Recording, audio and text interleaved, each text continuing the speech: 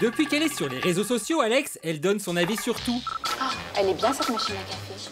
Vraiment tout. Et ça, elle est pas la seule, hein. Aujourd'hui, tout le monde fait ça. Justin Bieber, Kim Kardashian, Nikos, tout le monde.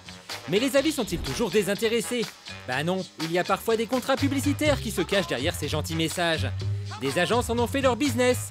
Bah oui, parce que les stars, elles ont vachement d'influence. Nous, on est allé voir la première boîte à avoir monétisé les tweets des célébrités il y a 5 ans. Ce qu'on leur fait porter, c'est pas des discours marchands, c'est pas de dire « Ah, le nouveau yaourt truc muche, miam miam, il est super bon ». C'est pas ça, c'est qu'on va leur faire porter des valeurs. Donc on a des rédacteurs avec nous et l'influenceur, et on rédige ensemble les posts ou les choses qui doivent être mises en avant. Donc c'est vraiment porté de manière à la fois subtile et naturelle. Voilà, plus naturelle possible. D'accord. Mais c'est jamais la personne elle-même qui rédige Si, le aussi. texte? Si. Si. Mais en général, vous mettez... On a un droit de regard. Vous avez un droit de regard. Voilà. Et le selfie de Hélène DeGeneres, retweeté 3 millions de fois. Et le tweet de Kim Kardashian qui a trop kiffé son baume à lèvres. C'est de la pub ou pas? C'est pas de la publicité. On peut pas appeler ça comme ça. Mais c'est quoi alors? C'est un canal. C'est exactement la même chose que si demain vous achetez un espace dans Elle ou 10 secondes sur TF1. Enfin. Bah c'est de la pub alors. Si l'influenceur disait achetez ce produit, il est très bon, c'est de la publicité. Ou achetez ce produit, va vous faire rajeunir de 30 ans en mettant la crème. C'est ça, d'accord, c'est de la publicité. Ce qu'on leur fait faire, ce n'est pas de la publicité. On ne vend pas un produit. À chaque fois, on amplifie un dispositif qui a pu être mis en place pour faire du buzz. Ouais, on a quand même des doutes. On est allé voir une entreprise qui a fait une étude sur le marketing d'influence. Michael édite un logiciel qui repère les influenceurs pour les marques et mesure leur impact. Et lui, il est un peu moins flou quand même. Faut pas se leurrer, la plupart des messages de célébrités sont sponsorisés. Je pense qu'il faut être très clair sur le fait que le sponsoring des tweets, des messages, des vidéos, des photos, des réseaux comme YouTube, Instagram et Twitter fait partie de la panoplie d'une marque pour pouvoir communiquer avec son audience au travers des célébrités. Certaines marques consacreraient près d'un tiers de leur budget au marketing d'influence digitale. Mais comment on fait, nous, pour voir si c'est sponsorisé ou pas? Comment je peux voir si un tweet a été rédigé par une célébrité qui a eu un partenariat avec... Comme ça, vous ne pouvez pas le voir. Ah. C'est tout le but du jeu. C'est comme si vous demandiez à un magicien de vous donner son truc. C'est la même chose. Comment t'as fait ton tour? C'est pareil.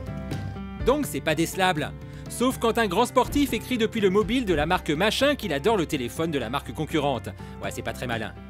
Mais sinon, pour les marques, c'est hyper bien comme concept. Pour les marques, c'est super intéressant parce qu'en fait, c'est la désintermédiation totale. Elles peuvent directement adresser leurs influenceurs et donc leur public.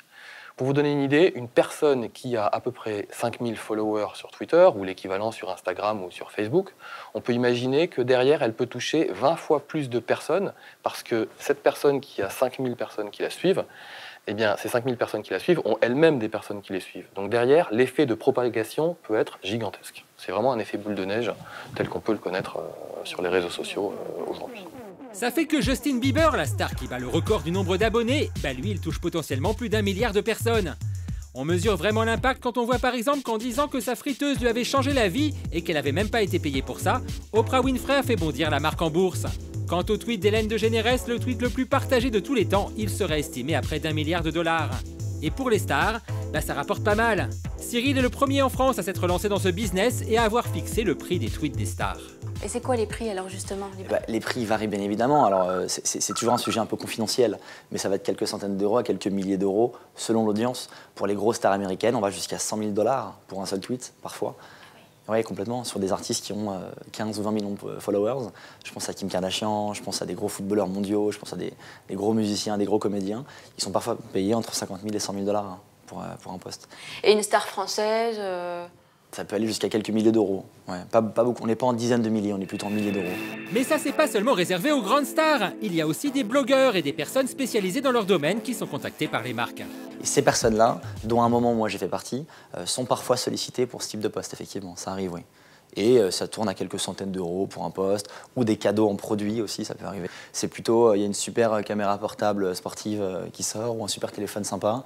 Si tu le veux et si tu l'aimes bien, essaye-le, on te le prête une semaine, et si tu l'aimes bien, on te le laisse, et puis tu dis que c'est génial sur ton compte Twitter, par exemple. On a rencontré l'une des blogueuses beauté les plus connues. Aujourd'hui, elle vit grâce à la pub de son blog. Alors nous, on a voulu savoir si elle avait été contactée pour faire de la pub dissimulée. Moi, ça m'arrive assez régulièrement qu'il y ait des agences qui m'écrivent, souvent c'est par email, et qui me donnent un brief en m'expliquant, voilà, il y a tel produit, il faut que tu parles de ça, que tu mettes tel mot-clé, tel lien, sur mon blog. Est-ce que tu peux en parler? En échange, on me donne telle somme. Merci de ne pas le signaler comme tel. Comme pub. Voilà, comme de la publicité. Bon, Capucine, elle dit non, mais c'est pas le cas de tout le monde. La plupart de mes copines, elles sont blogueuses et on leur propose les mêmes OP qu'à moi ou des OP différentes, mais on travaille plus ou moins avec les mêmes personnes. Et ça me fait mal au cœur de voir qu'elles ne sont pas transparentes. Soit parce qu'on leur a demandé, soit parce qu'elles ne veulent pas dire à leurs lectrices qu'elles sont sponsorisées. Et ça, c'est très souvent sur les blogs aussi. Et sur les chaînes YouTube, c'est encore pire. Ah ouais? Oui, sur les vidéos. La plupart des vidéos beauté sur YouTube, de grosses youtubeuses sont rémunérées. Et on ne le dit pas. Et ces gens brassent beaucoup d'audience. Et c'est de la manipulation des foules, tout simplement. Car quand Capucine fait de la pub, elle le dit. Et du coup, ça se retourne un peu contre elle. Alors du coup, moi, je me prends certains commentaires de lectrices qui n'aiment pas les contenus sponsorisés, qui me disent « Ah là là, c'est sponsorisé, c'est nul. » Enfin bon, voilà. Et derrière, les autres, elles avaient des commentaires disant « T'es trop belle, j'adore ce que t'as fait. » Oui, mais c'est sponsorisé, elle l'a pas dit et ça m'énerve. Dans la loi, la pub dissimulée est interdite. On a contacté la direction de la répression des fraudes pour en savoir plus. Eux, ils condamnent ce genre de pratique. Le problème, c'est de pouvoir le prouver. Autant un média, on peut aller le contrôler. Si vous faites une erreur avec un média bien installé, un organisme de contrôle peut aller le voir, il a son adresse, il peut aller le contrôler et lui donner une amende. Lorsque c'est 500 000 blogueurs qui vont passer des messages qui ont un caractère publicitaire, comment est-ce que le législateur peut aller contrôler ces personnes-là? C'est un manque à gagner pour les hébergeurs parce que eux, ils ont une régie pub et là, ils touchent rien. On a appelé Twitter alors pour savoir ce qu'ils en pensaient. Voilà, nous on peut pas lutter contre ça, quoi. C'est un peu cool. Hein. On peut pas surveiller ce que font tous les VIP, tous les influenceurs sur la plateforme, des partenariats qu'ils ont fait avec des marques ou pas. Ça c'est un peu. Il y a tellement de trucs tous les jours qu'on peut clairement pas le faire. Hein. Ouais. Et puis encore une fois, Twitter n'est pas responsable du contenu que postent les utilisateurs. Et aujourd'hui, c'est sur Instagram que les marques vont chercher leurs influenceurs. Avec 70 millions de photos partagées chaque jour, le site d'échange de photos racheté par Facebook a dépassé Twitter en nombre d'abonnés actifs. Séverine met en relation les marques et les jeunes photographes du net. Elle a été la première à sentir le filon.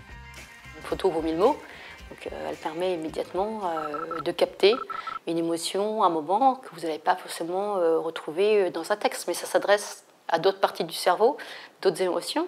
Et donc là, vous avez ce qu'on appelle une image conversationnelle, c'est-à-dire que vous avez l'image, mais vous avez aussi toute la conversation que les abonnés peuvent avoir avec leur Instagrammeur.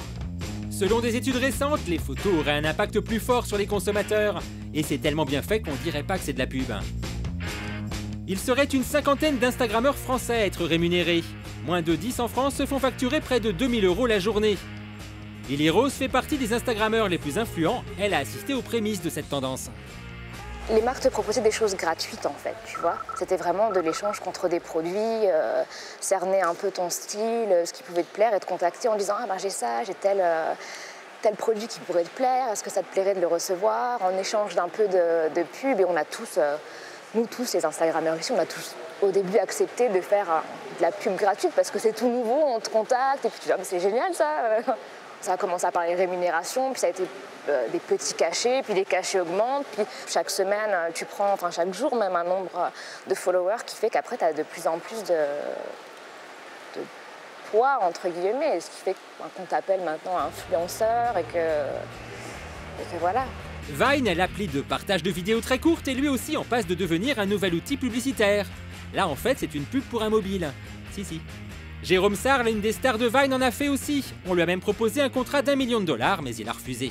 Alors Alex, elle veut aussi être une influenceuse. Elle a trouvé un site qui évalue votre degré d'influence sur les réseaux sociaux et qui vous permet de vous faire rémunérer par les marques vous aussi. Alors, je vaux combien, moi? Oh, je viens. Je vaux 55,91 € sur Twitter. En attendant de se faire repérer, elle fait ce qu'elle peut. Alors, attendez.